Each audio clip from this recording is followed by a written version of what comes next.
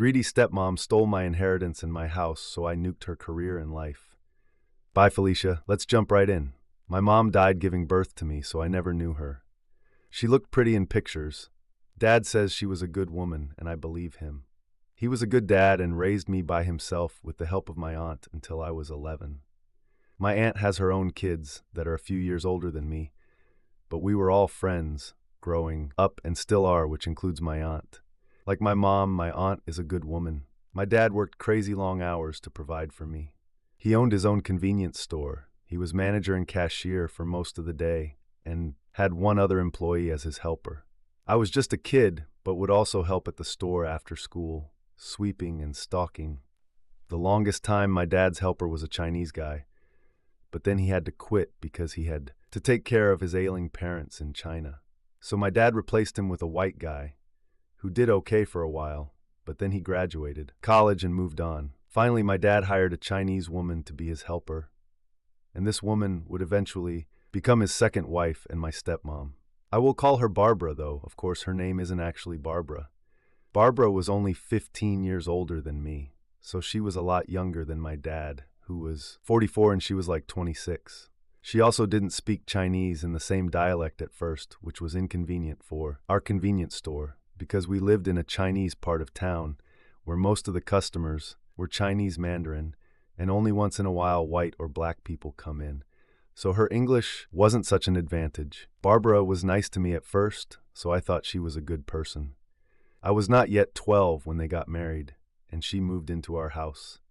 From what I know about her, her family is quite wealthy in China, and they paid for a nice wedding, and they all came to America for it. My dad was the sort of guy never to let anyone pay his way, though, so he kept on working, like a maniac every day. Once they got married, Barbara changed, at least towards me.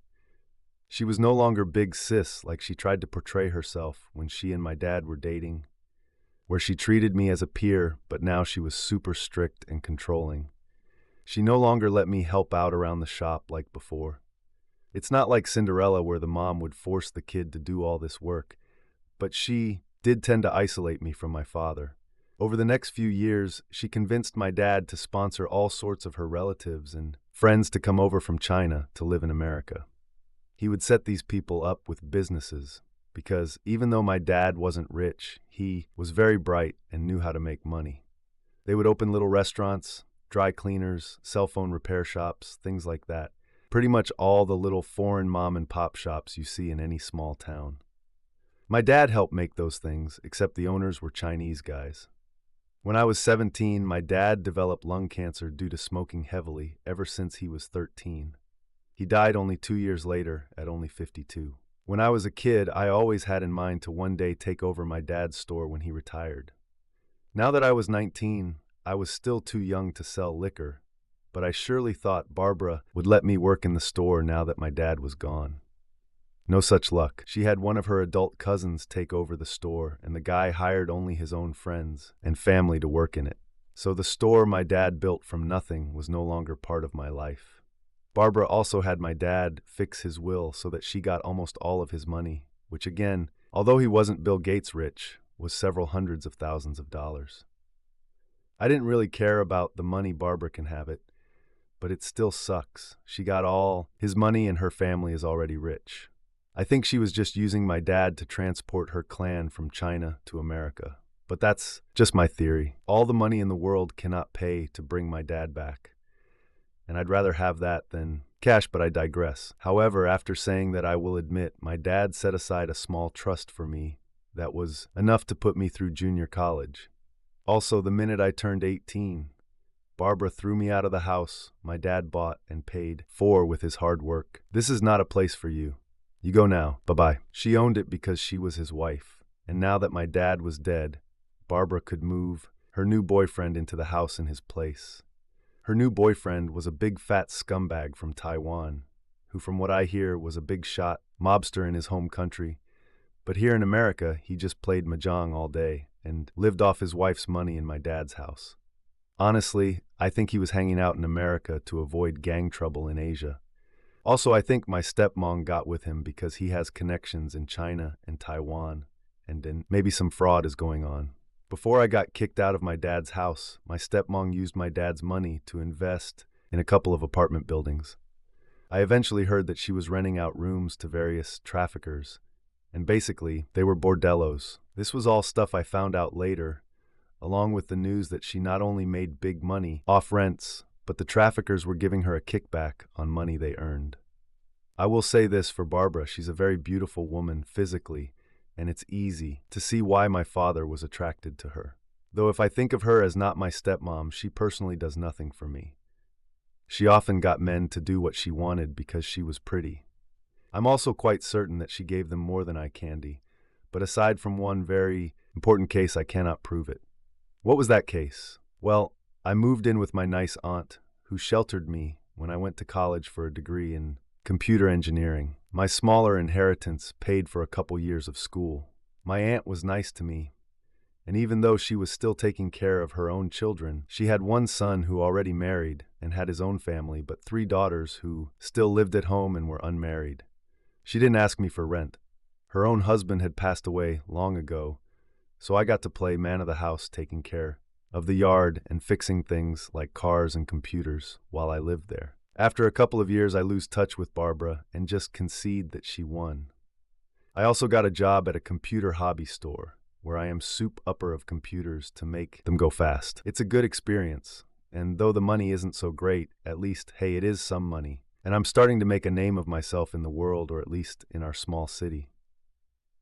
When I say small city, I really do mean small city, and it's even smaller in sense that Chinese people in that city tend to live all in one part of it, and everyone knows one another.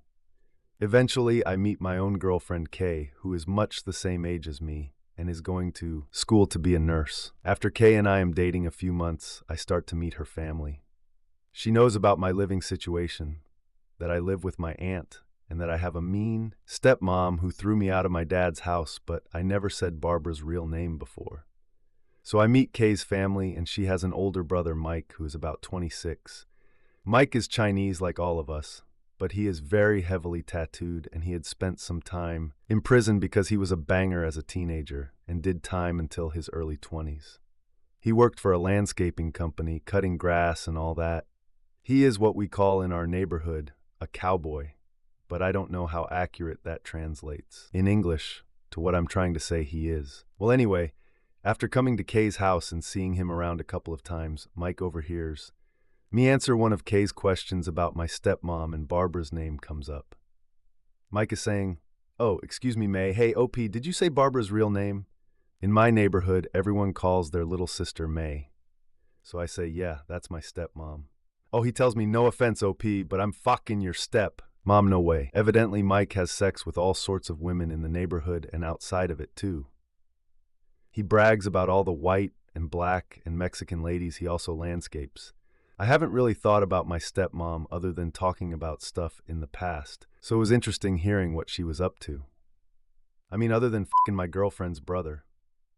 Mike tells us that Barbara uses her apartment building as a giant cat house where pimps set up their women. Barbara never actually told him this, but he deduced it like an Asian thug version of Sherlock Holmes. He says that a lot of people he knew in prison got put in jail that way. Also, that my stepmom was running for a seat for city council, playing up the fact that she was a hardworking woman of color, blah blah blah, and had aspirations for even higher. It's clear she wanted to make herself a little empire. Hay asks her brother if he would help us put my stepmom in jail. She had her account set up, so it was really hard to prove. She actually knew exactly what her tenants were doing in her buildings.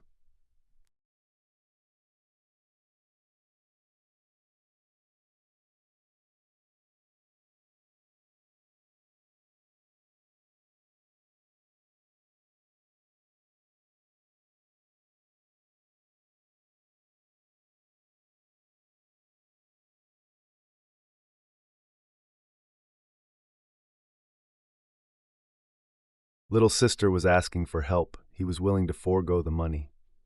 I piped up and offered to pay him, even though no way I could pay as much as Barbara. He said, "It's fine, you don't need to pay me anything. But if you hurt my little sister, I'll cut your balls off." Deal. So our plan we come up with was that Mike would set up his cell phone in an out-of-sight place in Barbara's room while they had sex. Basically a sex tape without her knowledge. Mike didn't care about his reputation in America and had plans to leave the country. Again anyway, and go back to China, as his own father had a business opportunity for him. There, the idea of being in a didn't bother him at all. Having spent time in jail and also being part of a gang subculture, he also didn't have any trouble scoring drugs, and evidently he did these drugs with Barbara all the time in her house. So, on the day he made a at her house, he also made sure to show that Barbara was doing drugs. He minimized his role so that it appeared that it was Barbara who scored the drugs and was offering them to him. He did make sure, at my suggestion, to have her say a natural conversation, what day and how year it was, and that this was her pass-away husband's house, and that her current boyfriend was playing mahjong at a friend's house. Furthermore, Mike added a special touch where in the throes of sex he made Barbara denounce her Taiwan boyfriend as a weakling and a fool, not a real man, and that only Mike was capable of giving her an O. Really hair-raising stuff. Laugh out loud. All of it was in Chinese, but that was okay as the audience would also be Chinese. Mike made sure that the video clearly showed Barbara's face. The video was obviously not professionally made, so thankfully we did not have to see any clear private parts, but it was very obvious what was going on in the film. All told, the video was 20 minutes long. We edited out most of the sex portions because those were unimportant, really. When I say we, I mean Mike and me, because of course Kay didn't want to look at her own brother and I didn't care to see Barbara either. And thankfully, I didn't really have to see any clear picture of her naked, though it was obviously her and she was obviously naked. We shaved the video down to those parts where it was clearly showing Barbara's face, her doing drugs, talking about drugs and offering them to Mike, her mentioning the date and that this was her pass-away husband's house, them in bed for a few seconds obviously doing it, and the funny part where she made fun of her Taiwanese boyfriend. The relevant video clip we made was slightly less than 10 seconds long. A few days later, Mike went to China to meet up with his parents. A week after that, as politics go, candidates often have to make speeches in front of audiences. And Barbara running for a seat in the city council was no difference. Nobody really cares about city council meetings except other politicians and the few dozen people who go to such things. Reading up on her quickly, I learned that Barbara was presenting herself as a woman of high character, a business owner who had set up more than a dozen successful businesses in the area for other immigrants. So basically stealing credit for my father's work. But back to boring political meetings. They're definitely snoozer. But if something interesting happens, such as the politician saying something, Hitler would say, someone getting assassinated, or I don't know, an attractive candidate suddenly randomly appearing in a for all to see. In real time, news travels fast. So on the day that Barbara was making her little speech in front of maybe 100 people at a local hotel conference room, the public was invited. Oh look, her boyfriend, the Mahjong King, was there too, and all of Barbara's cousins that my dad had sponsored to America and set up for business were there too. Nobody took notice of the young guy, and dark sunglasses and beanie sitting in the front row holding a backpack, even more so because the room was darkened except for the stage. Barbara was going to be the fourth speaker out of maybe 6. While the first speaker made his speech, I silently slid a bazooka Bluetooth speaker out of my backpack and put it near the stage. Such a speaker is about 20 inches tall, 8 diameter, and when set to maximum can be quite loud. I tested it at home to make sure, yep, it would do. As I predicted, the level of excitement of the first 3 speakers was like as entertaining as listening to Jessica Simpson try to rap. So it was really a trial to wait for Barbara's turn. So she finally gets on stage and talks about being a good family woman and so on. I pull out my smartphone and use its projector app along with a homemade projector box I built at work so that it could make a nice big image on the closed-behind wall. 10 seconds of Barbara telling us where she was, what date it was, how delicious ecstasy is, what a her boyfriend is, and oh God, me, Mikey, nice and loud. Thanks, bazooka speaker. The audience is so stunned I have time to loop the video and play it again. Barbara is standing there with her mouth open, eyes wide. Someone in the crowd yells out in Chinese, "Hey, that's Mike." Everyone knows Mike, especially a lot of the ladies. Just as the crowd is starting to reach a crescendo, I grab my speaker and projector box, stuff them into my backpack, and slip out a side door where Kay is waiting with her car running. Before I made this getaway, I made sure to shout out, "This is not a place for you, Barbara. You go now. Bye-bye." I then went to Kay's house and we were so happy we got engaged. By that weekend, I was packed up and moving with Kay to stay with her uncle who lived in a big house near my new school where I'm now finishing my degree. Kay is now a full RN. She brings most of the money, but soon I'll play a bigger role too. From what my aunt tells me, Barbara and her boyfriend broke up. And by broke up, I mean she fled the city because he literally wants to kill her. She lost her bid for city council, obviously thanks to an anonymous tip. Her bordello apartments were also shut down because of Barbara's shame. Lots of her relatives who own businesses, thanks to my dad, lost customers, and a few have already gone out of business. The rest are failing fast. My dad's old house fell into foreclosure, and now a nice white family lives there. They're the only white people on the block, so Godspeed round eyes. Barbara's gift made the rounds on tons of people's Facebooks before it got deleted, because of community guidelines. Mike shared this trailer all over the internet to people he knows, and in our neighborhood, everyone knows one another. Since it was only a few seconds, lots of people also posted it to their Instagram before it got deleted. Barbara's life is pretty much NUKED. The full-length version got posted to various pay sites, but it hasn't leaked to any free streaming services. This is according to Mike, never misses an opportunity to make some cash. Hey, yo, Dad, I forgive you for not leaving me that much other than showing me how to be strong and stand up for myself. This was the best inheritance of all. See you in heaven, unless this stunt make me for hell instead. Love Hope. This has got to be one of the best pro-revenge stories I have ever heard. Congrats, OP, on writing a great tale. I'm so sorry you lost both of your parents at such a young age, too. It does sound, however, like your aunt is a wonderful person, and I hope you know that. And I hope she knows that as well. Once again, this is Rob from Karma Comic Camellia, and if you enjoyed the video, I ask you to subscribe.